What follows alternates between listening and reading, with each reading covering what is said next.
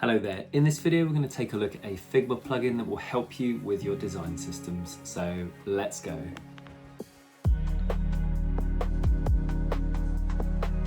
Okay, so jumping into Figma, I've created a new design file. Okay, so let's start by going to Actions. Let's go to Plugins and Widgets, and let's go to Figure Identity. Hopefully I'm saying that right. So to begin with, it's probably going to ask you to create an account. You can go create an account, and then it will sign you back into the plugin. This is probably the second time I've looked at this plugin. So we've got an import from Figma option, got a get started with AI option, and then we've got a custom generation option. Let's do the get started with AI. Help us personalize the design language for you. So enter the company industry. So let's just put tech.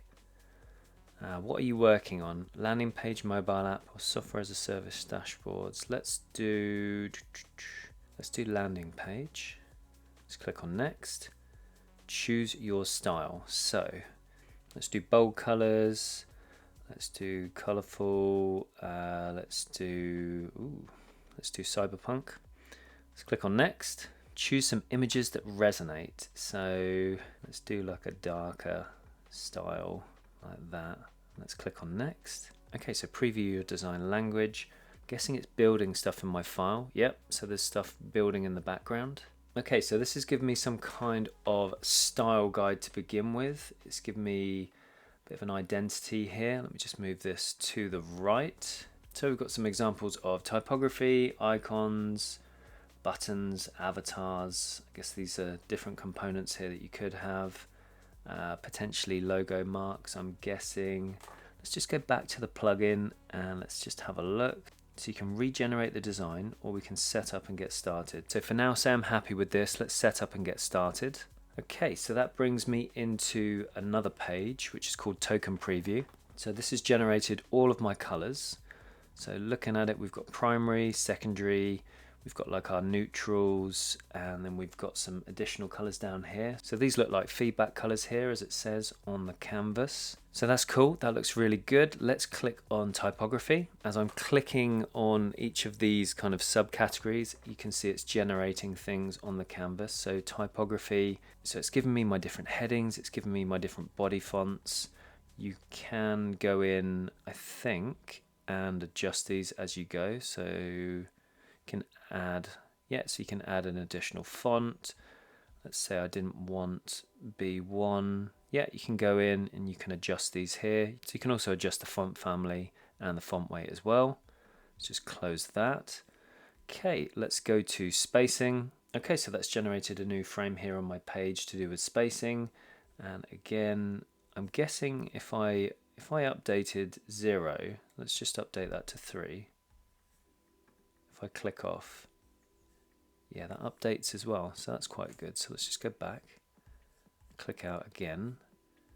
So yeah, that's dynamically updating the page, which is quite useful. Okay, so you can set all your spacing guidelines up here if you want to. Let's go to radius. Okay, generate something for radius, and we've got all our different radiuses here. Again, if you want to change them, you can. That will update the page. Let's go to stroke. Okay, so we've got different stroke values here. And lastly, effects. Yep, so that's going to be to do with shadows. Nice, that looks good. Okay, let's just zoom out. So that's quite a lot of stuff that it's just done within a matter of seconds. So that's pretty quick, and I think that'll get you up and running really, really quickly if you're just starting out. So next to my profile here, we've got our different projects. So I think this one is just called text for now. I think to the right here, we've potentially got help, and I guess you can go pro and buy a more advanced version of this plugin. Looks like I've got a certain amount of credits that I can use. So let's have a look. So I've already used 1, and it looks like the credits reset every 7 days. So you've got a free option, and I'm guessing if you pay and go pro, you get more credits. Okay, so I like what it's done so far. It's pretty rapid, pretty quick, and it's going to get you up and running really, really quickly. Next, let's just click on this button here so we can create all styles and variables. Create styles in Figma. Let's start from the top. So if I go to colors, okay, so we want to create color variables in Figma. So let me just click on that. That's doing some processing. Okay, that looks like it's done. So if I just go out of here, that looks like it's generated a new page as well actually. It's a style guide. So we've got our tokens, we've got a primary, secondary, neutral, accent colors, and then we've got our colors there. Let's just move this out the way. Let's go to variables here in Figma. And just as it said, it's generated all the color variables here in Figma. So that's really useful. Let's just close that down.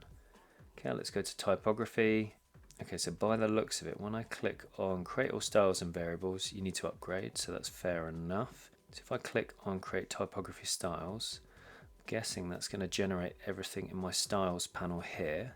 Tokens created. Let me just go up to variables. Yeah, so nothing generated in our variables, but when I go to our styles here, it's got all the different headings, all the different body fonts. We just click on one. Yeah, so that's set that up there. Okay, so let's have a look at spacing. I'm guessing we cannot do the styles and variables because we need to upgrade. But if I create spacing variables in Figma, click on that. Just going to move this as I go along. So it's adding things to this style guide page as I generate them. So global spacing. I like the way it's giving you a little summary as well at the beginning. So compact, balanced, expanded, and it gives you the spacing tokens that we've set. Let's go to variables again. Okay, so let me collapse colors, go into spacing, and there they all are. Okay, let's close that again. Let's go to radius. Let's create radius variables. Okay, tokens created, lovely. Okay, so radius, we've got some radius summary here, and then we've got the different values here in that frame. If we go into variables again, yep, radius appears in there as well.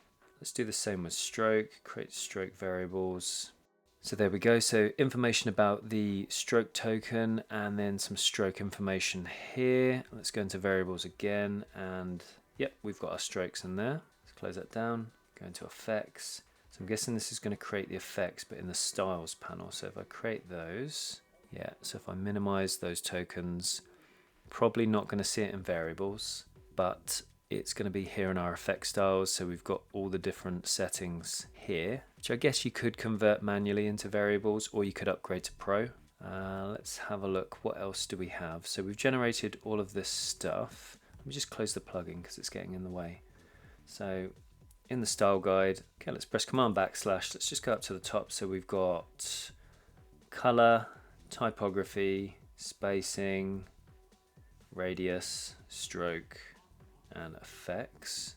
Okay, let's get back into the plugin. Okay, so under build components, it's showing 86 components. Let's just click on the button, see what that does. Okay, it's doing something. Okay, there we go. So we've got a component preview of a button. Gives us some information here. Let me just move this over to the right. Okay, so we've got the main component, we've got the theme, the size, different states, and then some examples.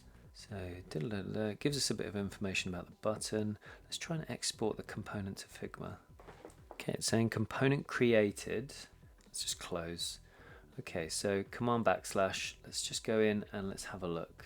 Okay, so it gives us some component anatomy, gives us a breakdown here, how to add the component. Yeah, so it's how to use it. So different variations. We've got some different examples there. And then we've got the button itself. Does that actually exist to use? If I go into assets and go, so let's go up here, let's wrap a frame around it.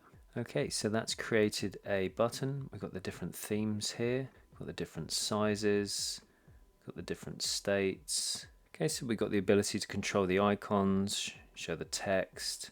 Okay, let's just change that back to primary. Yeah, so pretty good. It spins it up relatively quickly, get all your different variants here. So yeah, I think this plugin's pretty good. I think it would definitely help you get off the ground really, really quickly.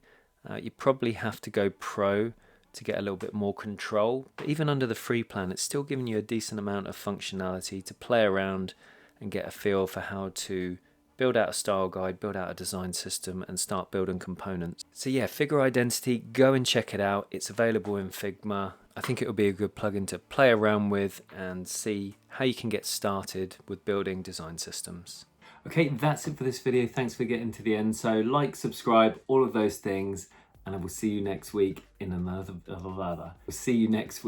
in another video. See ya. Just checking the time. Okay, 2 things. 1, get the heater on. 2, get a coffee. Okay.